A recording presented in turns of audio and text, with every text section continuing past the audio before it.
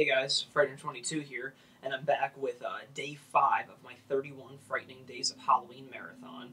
Tonight we're going to take a look at 1987's Creepshow 2.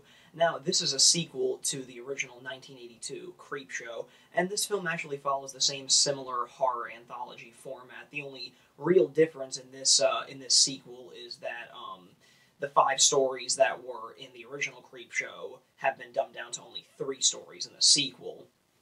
Now, this film was actually directed by up-and-coming director Michael Gornick, and I believe Creepshow 2 was his directorial debut and his only feature film to date ever since then. I think before then and shortly after the production of Creepshow 2, he did minor TV work directing episodes of Tales from the Dark Side and Monsters, just to name a few. The screenplay was yet again written by George A. Romero, based on stories by, yet again, Stephen King.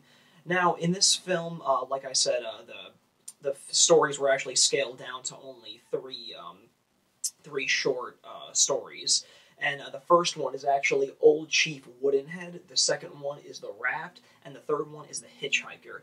Now, this film is actually really, really fun. I remember over the years always watching this, like, as a child. I just remember throughout my childhood, WB11 would always play these on, like, during late night Saturday nights, creature feature flicks or whatever it was that they had back in the day. But I just always remember Creepshow 2 being much more, familiar in my memories than Creepshow 1 ever was. But like I said, this film is actually fun, but after, viewing it again for the sake of this marathon, I've come to realize that this film, although it is fun, it is certainly flawed, for sure. I mean, the obvious thing of them scaling down to only 3 short stories was kind of a letdown. And it's also interesting to note because the original Creepshow did do actually great success in the box office, so a lot of people may be scratching their heads as to why they scaled down to only 3 stories. Well,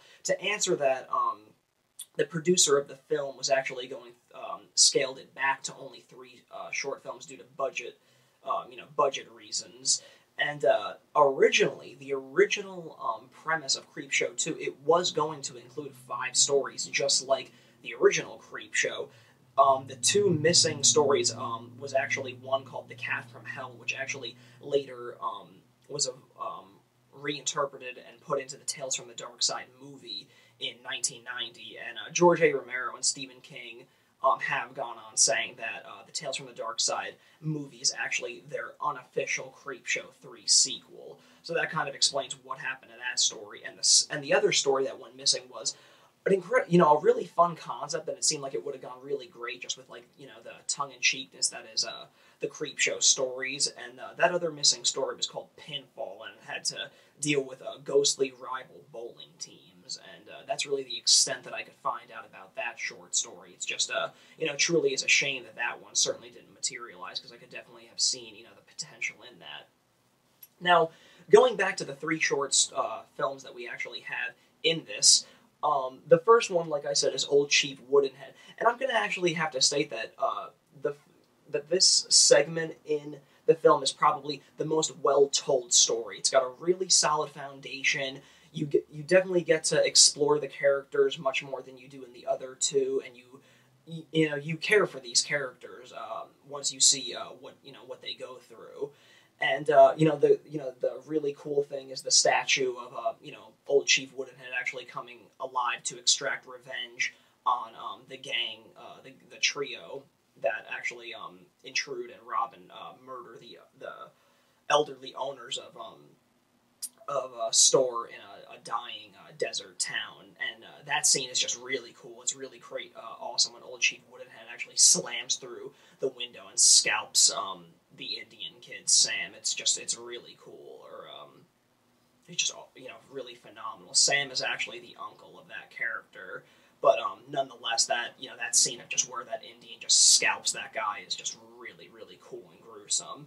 Now, the second film, as you can see, I'm kind of sporting it on my shirt too, The Raft, that was the one segment that I always found to be the most fun. It's definitely the most modern of all of them. I mean, you definitely get a sense that this is certainly the 80s, and it deals with 4 kids who actually go to a lake setting to go swimming, and once they swim out to a raft in the middle of this lake area, there seems to be a deadly oil slick that's eating up animals and slowly but surely them devouring them whole.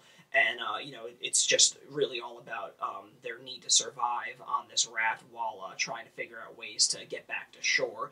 And this one always rung true for me when I as I was younger, and even till today. I really think that this is the most fun segment. I think it's really cool. It's great cheese. I mean, it's just really cool. It's gruesome what the oil slick does to its victims. It's just it's really nifty.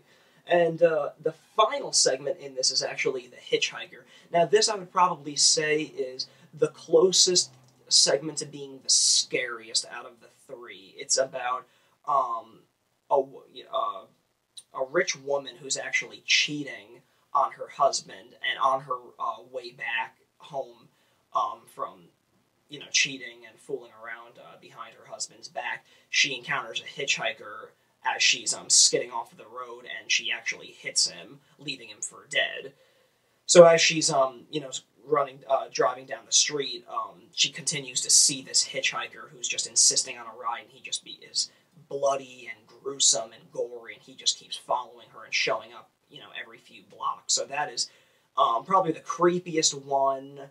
And, definitely got, great makeup, cool gore effects. But definitely I'd say that one was probably the closest one to being the scariest out of them.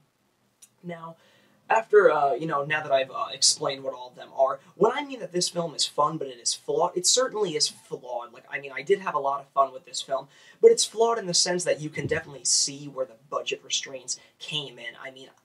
I'm going to say that I feel like Creepshow 2 certainly feels much more dated than the 1982 original film. I don't know how that is, but, the music in The Hitchhiker while the woman is trying to get away from the hitchhiker just sounds like it's totally ripped off from, a 70s exploitation film. And, being that this was the director's directorial debut, you definitely you definitely see where he kind of misses opportunities to, make the audience jump a little bit more than he could have. For example, the scene when the lone survivor that actually makes it back to the shore in the raft, and he's screaming at the oil sleep that he beat it and stuff. It doesn't even give you a bump to be like, okay, he finally made it. It just kind of the wave of the oil slick just kind of comes up on shore without really what for the audience to be like, okay, it's all right, everything's going to be fine. It's just little things like that that really affected the potential of what the scares could have been. Nonetheless, though, this really is truly a fun film, and of course, I do have to say that the Creepshow is definitely the far superior one, but it's definitely it doesn't go without saying that this is definitely worthy of a checkout. It's a fun little follow up to the classic original. So if you guys are really fiending to find something slightly underrated this Halloween season, I would definitely pop in this 1987 gem, because it is truly a lot of fun, and I think a lot of people will dig up and kind of unearth what they loved about it, since they've seen it since the original. So that wraps up my review of Creepshow 2. Thanks again for tuning in, guys. And if you guys are interested in purchasing this shirt, I've actually bought this at www.fright-rags.com. And if you hit the More Info button on my description of this video, you can actually get a 10% off code by plugging in Mike01 at checkout. So thanks again for tuning in, guys. Leave feedback, comment, subscribe. I'll be back tomorrow with yet another review as I continue my 31 Frightening Days of Halloween marathon. Thanks again for tuning in.